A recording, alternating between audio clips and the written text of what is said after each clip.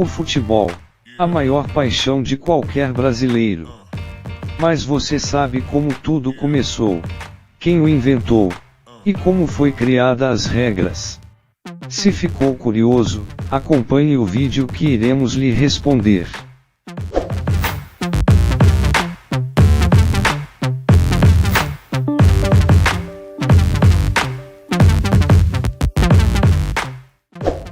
O futebol foi criado oficialmente no século XIX pelos ingleses, porém, já era bastante praticado pelos chineses há cerca de 2000 anos antes. O que os ingleses fizeram de fato, foi o aprimoramento e a criação de regras para dar uma melhor forma para o esporte. Na China antiga, os militares chineses praticavam um jogo que na verdade era um treino militar. Após as guerras, formavam equipes para chutar a cabeça dos soldados inimigos.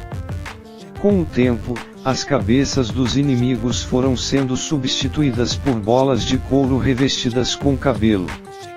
Formavam-se duas equipes com 8 jogadores e o objetivo era passar a bola de pé em pé, sem deixar cair no chão, levando-a para dentro de 2 estacas fixadas no campo. Na Inglaterra, o jogo ganhou regras diferentes e foi organizado e sistematizado. O campo deveria medir 120 por 180 metros e nas duas pontas seriam instalados 2 arcos retangulares chamados de gol. A bola era de couro e enchida com ar.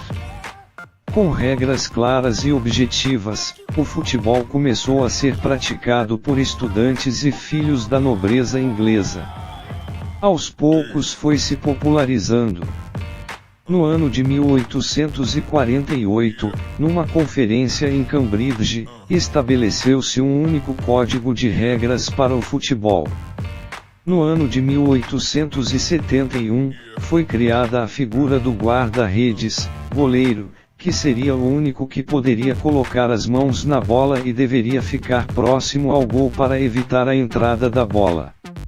Em 1875, foi estabelecida a regra do tempo de 90 minutos, e em 1891 foi estabelecido o pênalti, para punir a falta dentro da área. Somente em 1907 foi estabelecida a regra do impedimento. No ano de 1897, uma equipe de futebol inglesa chamada Corinthians fez uma excursão fora da Europa, contribuindo para difundir o futebol em diversas partes do mundo. Em 1888, foi fundada a Football League com o objetivo de organizar torneios e campeonatos internacionais. No ano de 1904, foi criada a FIFA, Federação Internacional de Football Association, que organiza até hoje o futebol em todo o mundo. E hoje, podemos dizer que o futebol é um dos melhores esportes do mundo, graças a um violento treinamento militar, sendo aprimorado e organizado pelos ingleses e que nós brasileiros amamos.